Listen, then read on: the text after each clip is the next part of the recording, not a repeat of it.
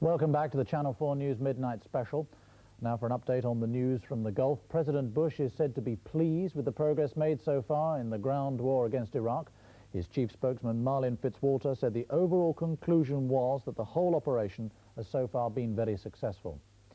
The full-scale ground offensive began nearly 24 hours ago when Allied troops swept into Kuwait and southern Iraq. An ITN team joined Saudi troops heading into Kuwait.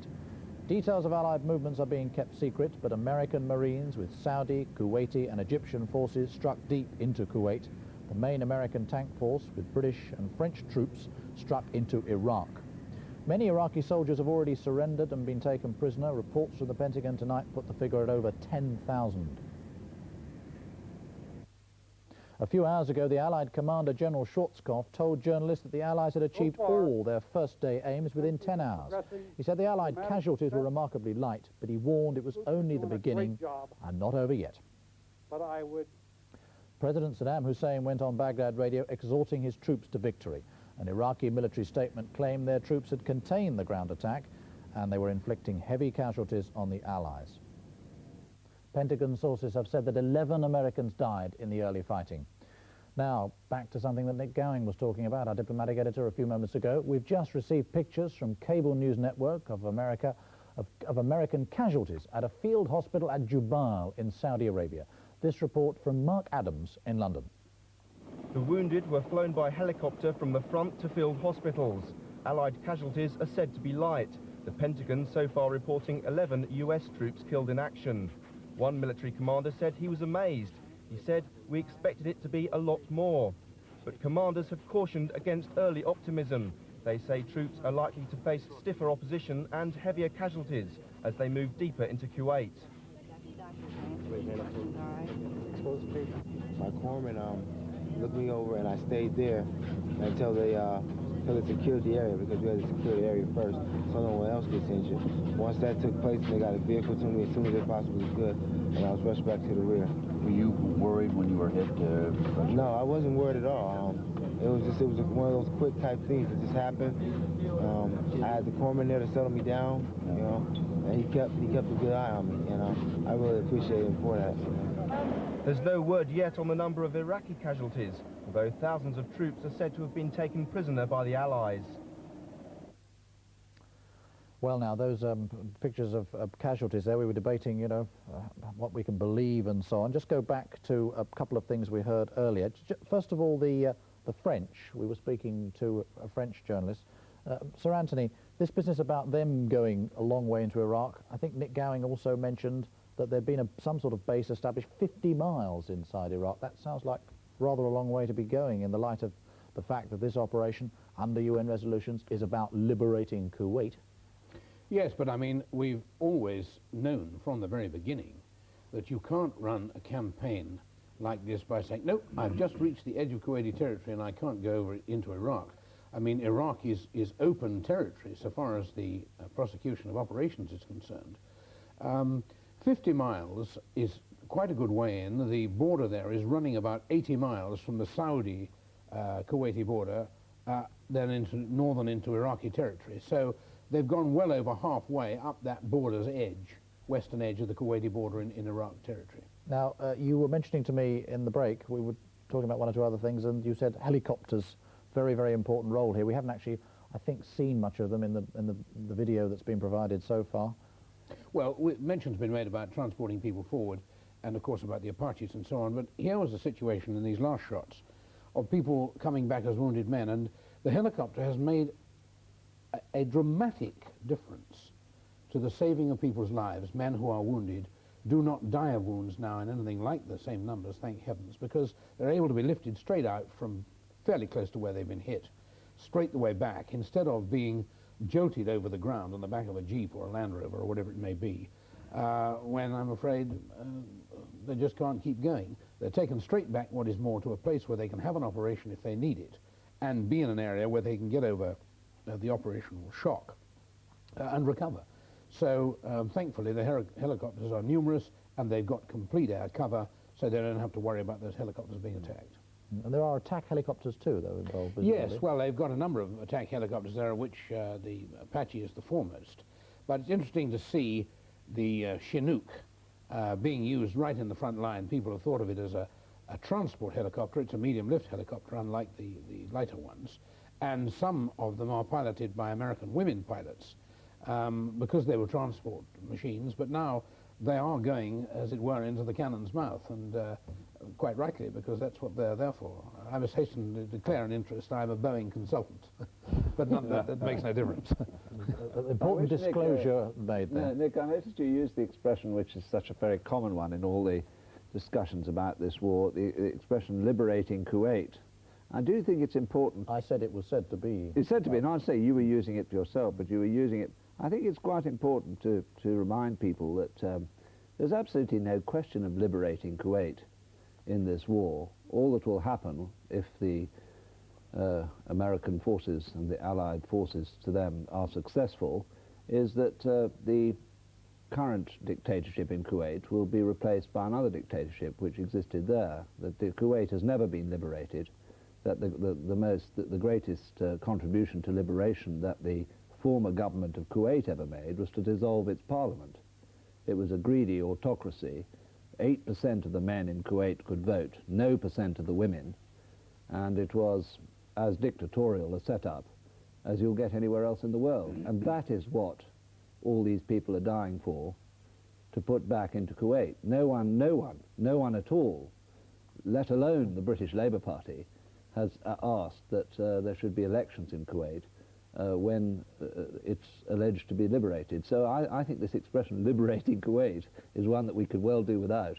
But you mean the people should be left to die in Kuwait, be killed by the Iraqis, because they're beastly fellows who aren't democratic? Well, they're being killed by your people now. No, they're not being killed, the huge numbers. Kuwaitis. Far from it. Of course they are. At least they're not being murdered deliberately. Masses of people are being killed. You don't know that. You have absolutely no information on that whatsoever. Well, the British, the Allied, estimate state what your validation is 20,000 troops, Iraqi troops, have been killed, and at the very minimum, I mean, if you're talking about 83,000 sorties, at the very minimum, we know of at least 10,000 Iraqi casualties, but that's the absolute minimum. How do we know? Well, we know that what happened in the bunker, there were 2,500 killed there. Even the Iraqis didn't say 2,500 killed in 300. Why do you... Well, that was the figure that was given. I think it ended up about... No question.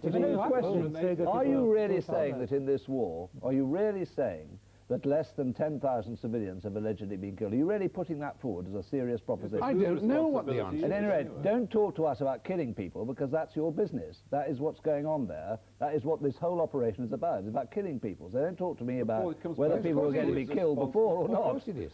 The issue, though, is who is responsible for all of this. Yes. And it is the regime in Iraq, a man who has a long track record of ruthless and cynical aggression. Mostly backed by you. For his own... Well, no, that's irrelevant. Actually, mostly by the Soviet Union, in fact. Which may be one reason why the generals of the Soviet Union wanted Gorbachev's initiative. Saddam was backed by the United States administration, he was backed by the British administration. I'm not denying that he was given trade credits by the British just after he'd gassed the Kurds. I mean, all these, the whole monster, if you like, of the Iraqi government. Right, but you're trying to excuse now what he does now, whatever the past was. I'm not trying to excuse it at all. That's what it sounds like to the people listening to you. No, I'm not trying to excuse it. You've never condemned him once tonight. Oh, okay. Listen, I was condemning Saddam when you were giving him trade credits. I was picketing the Iraqi embassy over the gassing of the Kurds when your government was giving them trade credit. So I've been against Saddam from the moment he was brought in, with the help of the American administration, the British administration, and yes, the Russian administration. You have not condemned him going into Kuwait or what he's done in Kuwait at all tonight. I'm not in favour of him going to Kuwait. What I'm saying is that it's not something that you have a war to kill tens of thousands of people over,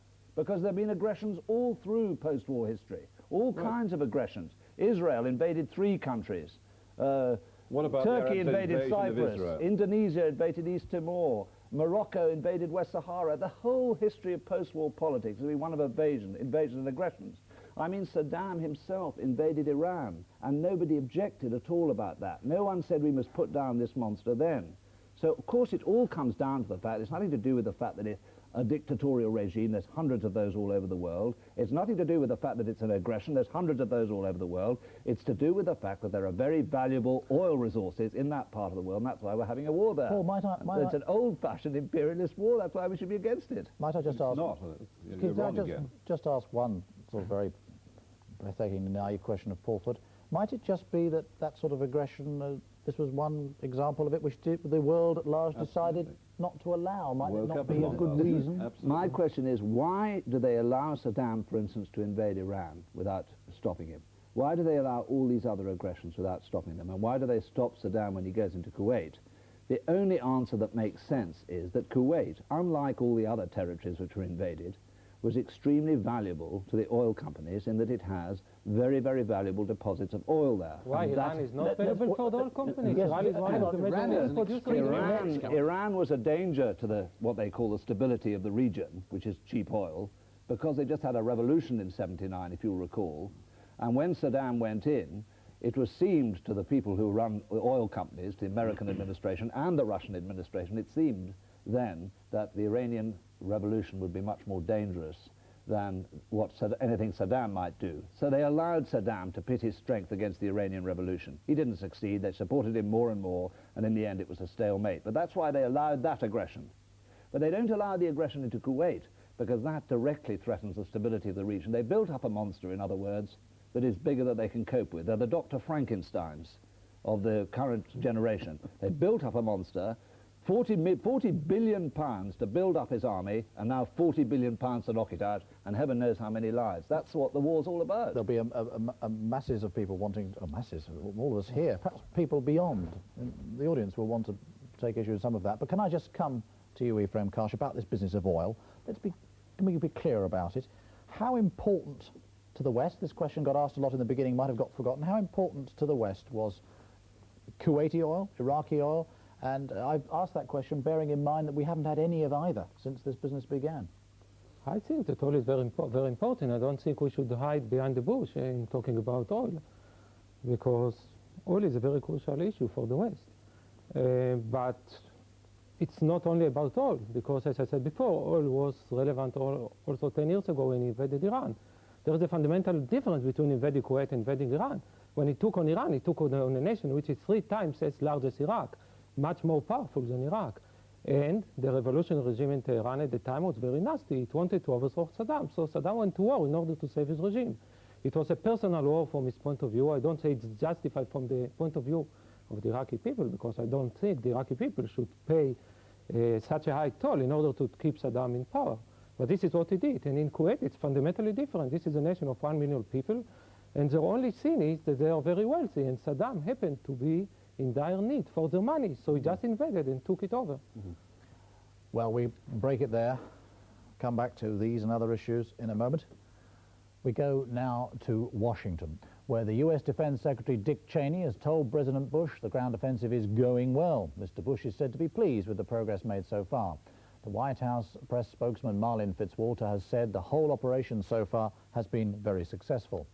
Reasonable delight all round. The latest opinion polls in America show overwhelming public support for the ground war, and that will strengthen George Bush's domestic position still further. Our Washington correspondent David Smith now looks at whether President Bush chose a military rather than a diplomatic option because of his political goals. The mood of America was captured by the President and his entire cabinet attending church in Washington. Everyone knew it was coming, no one was surprised. But today the nation felt itself at war in a way the country hasn't until this. I ask only